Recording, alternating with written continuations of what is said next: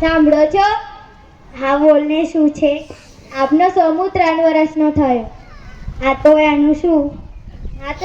હવે એને ભણવા મૂકવો પડશે ને. હા, એ તો મેં વિચાર્યું જ નહીં. છાપામાં પ્રવેશ માટેની જાહેરાતો પણ આવે છે, તો હું તો તેને મોટી નિશાળમાં અંગ્રેજીમાં જ મૂકવાનું. પણ તને ખબર છે, એ માટે તો લાંબી લાઈનમાં ઊભા રહેવું પડે. અને પેલું શું કહેવાય, ડોનેશન, એટલે કે થેલી ભરીને રૂપિયા આપવા પડે તે. ભલે આપવા પડે, હું તો મારું મંગળસૂત્ર વેચી દઈશ. ભલે તું મને વેચી દે.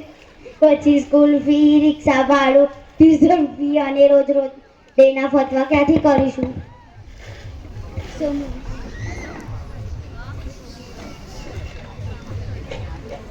પપ્પા, હું તો વારમાં સ્કૂલે જવાનું.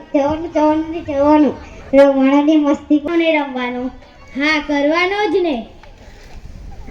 જો બકુ, મારી વાત સાંભળ. એને રમવું છે ને મસ્તી કરવી છે તો ફળિયામાં જ રમવા દે. તે 5 વર્ષનો થશે એટલે શાળામાંથી તેને શિક્ષક દાખલ કરવા આવશે. હા, નિશાળમાં કઈ ઉજવણી પણ કરે છે. ખાસ તો પ્રવેશ ઉત્સવે પણ પાછો ધામધૂમથી.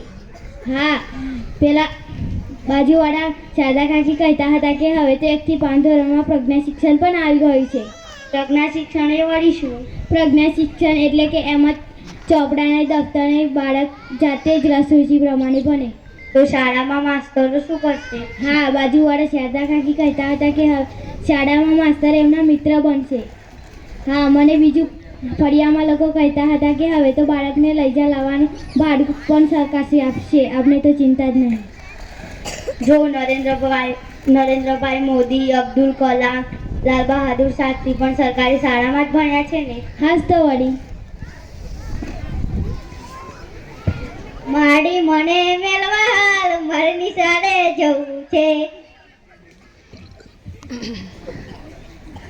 આવો બેન, આજે કઈ આ તરફ બેસો.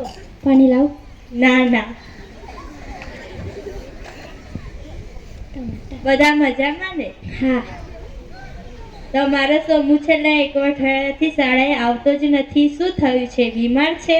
ના, બીમાર તો નથી. પણ શું? બેન, તમને તો ખબર છે એના પિતાજી નથી રહ્યા, દેવ થઈ ગયા છે. હા, એ વાત તો ખબર છે. એ વાતને તો ખાસો સમય થઈ ગયો. હમણાં કેમ શાળાએ નથી મોકલતા?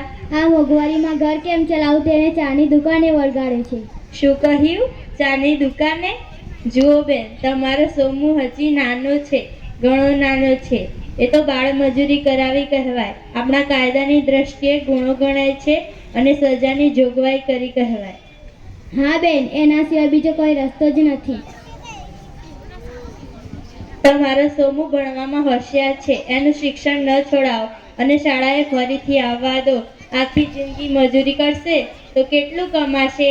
એના કરતાં ભણી ગણીને કંઈક બનશે તો તમારી ગરીબી દૂર થશે.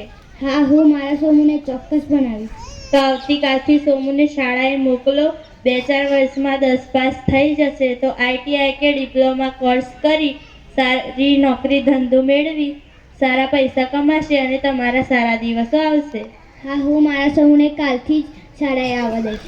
હવે તો બેન, સરકારશ્રી તરફથી વિધવા સહાય પણ મળે છે. એમ? તેમાં જરૂરી પત્રકો પણ હું ભરી દઈશ. ખાલી મને સોમુના પપ્પાનો મરણનો દાખલો લઈ આવજો. હા, હું મારા સમૂહને ચોક્કસ બનાવીશ અને કાલથી જ શાળાએ આવવા દઈશ.